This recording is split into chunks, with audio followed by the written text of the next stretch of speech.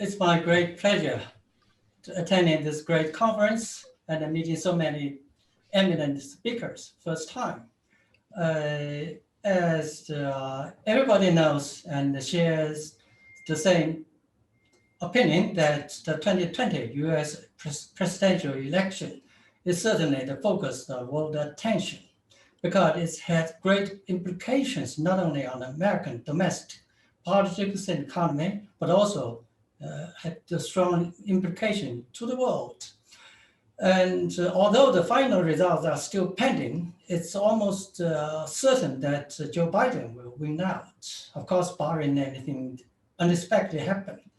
There might be something else happen, but generally speaking, Joe Biden will be the winner. So, of course, if Trump succeeds for his second term, he will continue all his existing policies towards China and the world. Towards China, he will continue the staunch hostile policy and the Cold War mentality on China. And the China-US tensions will continue. And to the world, he will still pursue American first, prevailing over the world multilateral mechanism, creating great difficulties for the world. So if Biden wins the presidency, will there be a fundamental change? My understanding is no. Of course, there will be changes, 3 changes. First, Joe Biden says he supports multilateralism. He has declared that under his presidency, the US will return to Paris Accord and return to WHO. So if we both China and US pursue multilateral rules, it will be easier for China and US to handle their differences and also oppose the unilateral tariffs because it hurts the American business interests. And if that happens, that would be good. Second, Joe Biden has claimed that the number one danger for the US is Russia, not China. And China is the number one rival of the US. So therefore, he looks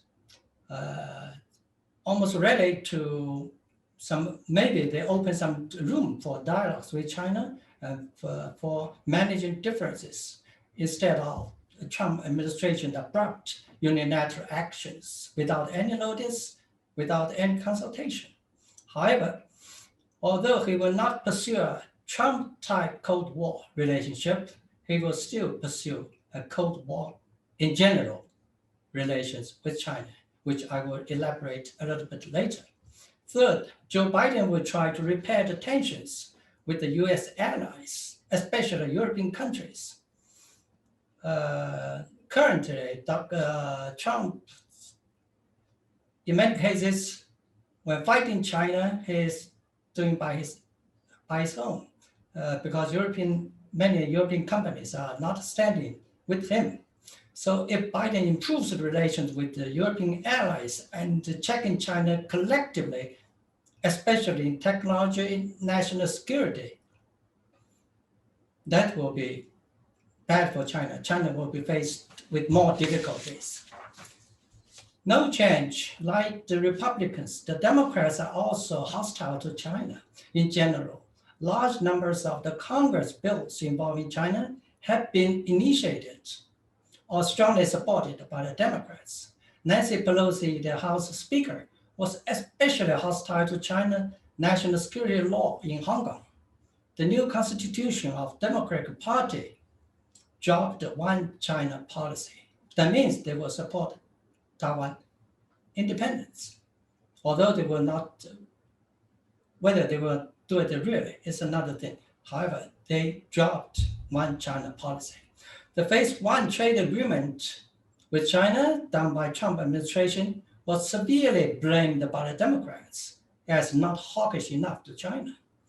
So the US position, the policy on China's Taiwan, Hong Kong, and Xinjiang issues will remain the same or even more hostile. So in conclusion, Joe Biden presidency will bring some changes. However, the general tensions between China and the US will remain. A new Cold War will not disappear. In global arena, if Joe Biden wins the presidency, there might be some positive moves in multilateral cooperation regarding fighting COVID-19, Paris Accord, Iran nuclear accord, and appointment of new director general of WTO, hopefully. So however, we should be fully prepared that the general tension, the general situation will not change fundamentally. China is should be prepared for all the eventualities in dealing with the tensions with the United States. I think the basic position of China is not to argue this and that on the concrete issues, but upholding the United Nations Charter, which puts the equality of sovereignty for all nations first. That means key issue tackling China-United States relations should be the 5 principles of peaceful coexistence. China and United States have to coexist peacefully. The first principle is mutual respect of sovereignty and territorial integrity. So both Hong Kong and Taiwan are part of China's territory, not the US territory. China will only fight back resolutely on these issues if they provoke China. Second, mutual non-aggression. As Taiwan is China's territory, if the US armed forces land on Taiwan, there will be aggression on China. Thirdly, mutual non-interference of internal affairs. There have been long arguments, long accusations from the US, says blaming China's Communist Party's leadership and blame the socialist system and blame the ideology in China. But all these are China's internal affairs. We never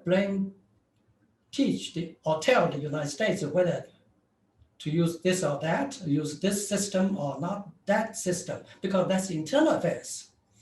So China, the fourth principle is equality and mutual benefit. On the above mentioned, the 3 principles, China will continue to seek business cooperation with the United States. Fifth, peaceful coexistence. Without the 4 principles, there will be no peaceful coexistence.